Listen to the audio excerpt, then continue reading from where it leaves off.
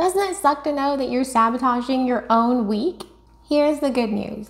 Once you know about it, you can overcome it. So grab your planner, cozy up with your favorite blanket and a cup of something good, and let's get into how you can finally take back your week.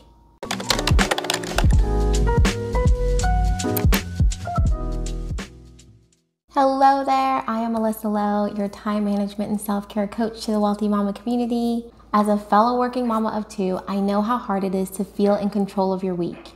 So I took everything I learned from project management, read a ton of psychology books, and did a whole lot of experimenting/failing to help learn the best strategies behind transforming and planning our weeks. I have found systems and created tools to experience more joy and more fulfillment in this beautiful chaos we call motherhood. Sign number 1, battling your rhythm. Battling your rhythm means ignoring your natural peaks and valleys in your energy, your mood, and your focus all throughout the day. Trust me, I understand exactly where you're coming from. I was the queen of this, and I would just be telling myself, you just gotta push through. If you keep pushing through, everything's gonna work out just fine. And you know what? The next day, I was telling myself the same thing. And I was in this cycle of just like fighting against the current, and it was exhausting. What about you? Do you notice a natural dip in energy around like 2 or 3 p.m., but you've been chugging caffeine all darn day and you still feel like your brain is turning to mush? That's a sign that your body has a natural dip in energy around early afternoon. What you can do is to tackle those big important projects first thing in the morning when you have the most energy, and save your lighter client calls for early afternoon, and maybe they can give you a little bit of a boost. Let's ditch those ideas of when we should work and start listening to our own bodies. Now, I know that this isn't going to work for everyone, but if you have this kind of flexibility, take advantage of it and give it a try. Sign number 2, missing life's important moments. Ever felt like you've been on a treadmill all day trying to juggle work, kids, home, and squeeze in a little bit of me time? And they try to tell us we don't work out. How does this not count as exercising? That sneaky little voice in our head says, if you're not working, you're wasting time. Sometimes we get so caught up in our to-do list that we often miss life's little moments. Like the huge smile on your kid's face as they're showing you a drawing that they made, or a new soccer trick that they've been practicing forever and they finally got it. If your days feel like a blur of emails and school drop-offs and one more bedtime story, then energy-based planning may be for you. Imagine penciling in surprise visits to the ice cream shop, or knowing that you've carved out the time for family game night every Friday. By doing so, you're not only giving yourself a break, you're creating memories that are gonna last a lifetime. And how could you not feel good about that? Sign number 3, valuing productivity over fulfillment. If your to-do list is longer than the kids' Christmas list and you're wondering why you're not feeling on top of the world, come on now. It's that sneaky scarcity mindset making you believe that you have to do all the things in order to be the MVP of your home. But here's the cold, hard truth.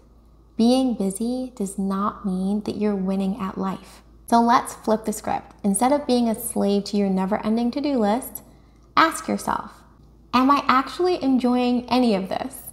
Does this actually matter to me? Does this serve a purpose that is beneficial to my family? It's never been about how much you do, it's about how much what you're doing actually matters to you.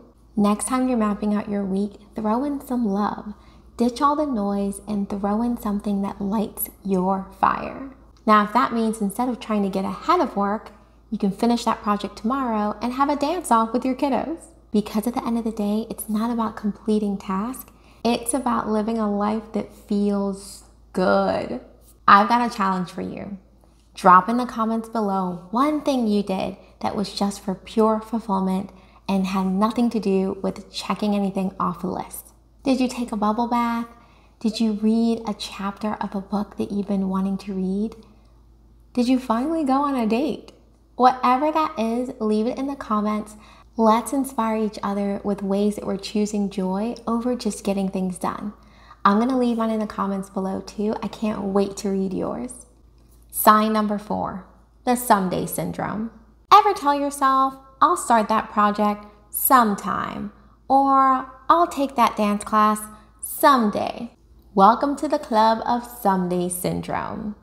It's like saying you're gonna wear that fancy dress, but it just sits in the closet catching dust. Why do we keep putting off the things we really want for another day? For me, it had everything to do with what other people were gonna think of me, and I was so afraid of the judgment. Maybe for you, it is you just want to wait for the perfect time, but the perfect time never actually comes. And you know what the saddest part is? We never actually wear that dress. We never actually start that project. And when we look back on our lives, we realize that the biggest mistake was never living life full out. If you keep sidelining your dreams for laundry and work emails and conference calls, guess what they're gonna stay? They're gonna stay just that, dreams. So get that jam-packed planner of yours and pencil in some time for you, what you want, what lights you up. Because you're not just clocking in mom hours. You are a fierce queen with goals and dreams that deserve the spotlight if you so choose. You better adjust that crown and stand in your light. It is time to shine. And as a thank you for making it this far, I have a bonus for you. A simple trick to help you kickstart energy-based planning. It's called the 2-pocket rule. Imagine you have 2 pockets. One pocket is for your high energy tasks like work projects, exercise, big chores. And the other is for low energy tasks, snuggling with your kids, binging Netflix, reading a good book. Every morning, jot down 2 to 3 tasks for each pocket.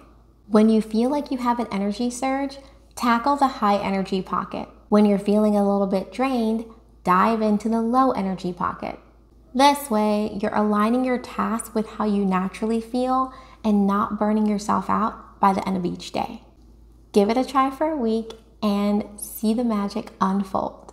It's all about working with your energy, not against it. Before you dive back into the chaos of snacks and work emails and that never-ending laundry, let's make a promise to each other. Let's vow to dance to our own rhythm, follow our own beat, embrace good enough, and remember we're all in this wild journey called motherhood together. If you found a nugget of wisdom or just a little chuckle from today's video, then smash that subscribe button, give it a like, and join our fierce community of wealthy mamas. And hey, why not share this with another mama who could use a little real talk? Until next time, live and be well.